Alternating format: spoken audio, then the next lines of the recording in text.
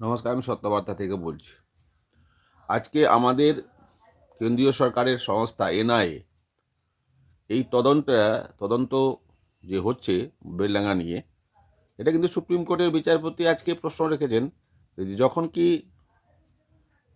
মুর্শিদাবাদে গণ্ডগোল আরও হয়েছিল আগে, শামশেরগঞ্জে যখন দুজনকে মেরে দেওয়া হয়েছিল, তখন এনআইএ কেন তদন্ত ভারটা নেননি বা সেন্ট্রাল সরকার তদন্ত ভারটা দেয়নি? এটা প্রশ্নের উত্তর কিন্তু এনআইএর লয়ার দিতে পারেননি।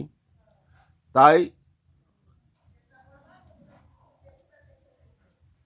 সুপ্রিম কোর্ট এই কেসটাকে, আজকে যে কেসটা রাজ্য সরকার চাইছে এনআইএ বন্ধ করতে, তিনিও মানে এনআইএকে এনআইএ তদন্ত হতে দিতে ইচ্ছুক নন, তাই তিনি কেস করেছেন। তো এবার সুপ্রিম কোর্ট এই কেসটাকে রাজ্য সরকারের কাছে হাইকোর্টে পাঠিয়ে দিয়েছে। এবার হাইকোর্টে এনআইএ কে জবাব দিতে হবে যে এর আগে আপনারা কেন শামশেরগঞ্জে আপনারা ইনভেস্টিগেশন করলেন না, কেন এখন কেন করলেন? এর জবাবটা দিতে হবে। যদি সন্তুষ্ট হয় তাহলে কেসটা হাইকোর্টে শোনা হবে, আর না হলে কেসটা এনআইএ স্টপ করিয়ে দেওয়া হবে। এটা সেন্ট্রাল সরকারের গাফিলতি। সে সময় দুজন মারাও গেছিলেন, বেলডাঙ্গাতে মারা যায়নি কেউ। তো এখন আপনি এনআইএ দিয়েছেন, তখন কেন দেননি? এটা রাজ্য সরকারের তো ফেলিওর আছেই, কিন্তু সেন্ট্রাল সরকারেরও ফেলিওর আমরা মনে করব।